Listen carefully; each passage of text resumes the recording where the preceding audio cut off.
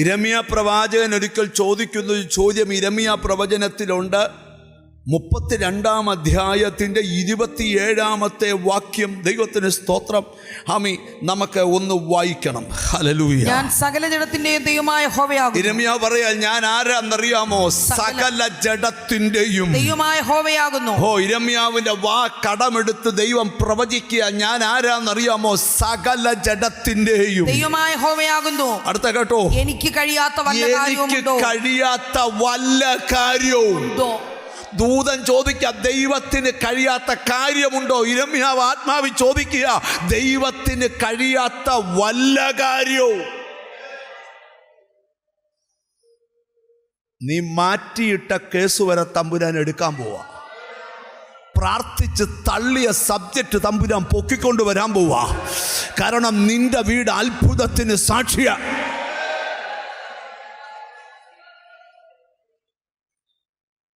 യേശുവിനെ അറിയേണ്ട പോലെ അറിയാത്തൊരപ്പൻ ഒരിക്കൽ യേശുവിൻ്റെ അടുക്കൽ വന്നു.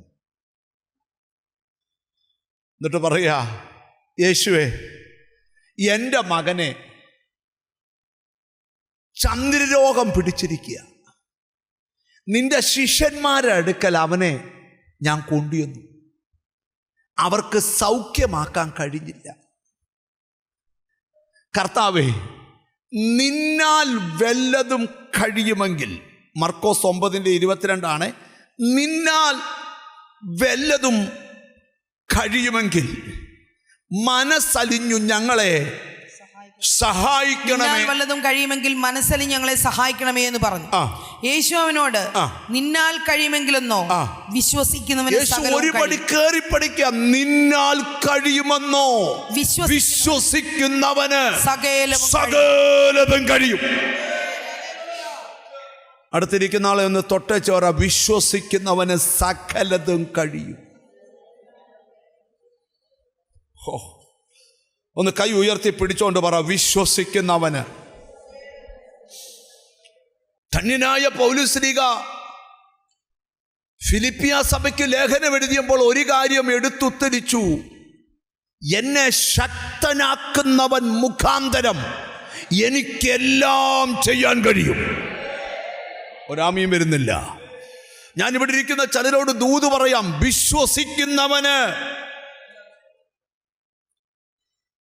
രോഗസൗഖ്യം പ്രാപിക്കുന്നത് വിശ്വസിക്കുമ്പോഴാണ്.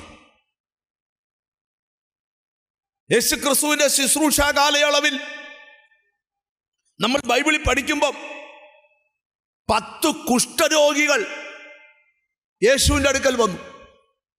സ്തോത്രം, ഹല്ലേലൂയ.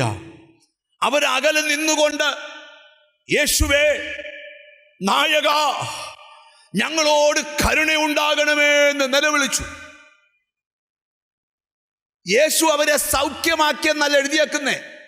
യേശു പറയാം, നിങ്ങൾ പോയി നിങ്ങളെ തന്നെ പുരോഹിതന്മാർക്ക് കാണിച്ചു കൊടുക്ക. സൗഖ്യമാക്കി വിട്ടെന്നല്ല, അവർ പോകയിൽ സൗഖ്യമായി. ആണോ? വിശ്വാസത്തിന്റെ ഒരു സ്റ്റെപ്പ് എടുത്തപ്പോൾ അവർ സൗഖ്യമായി.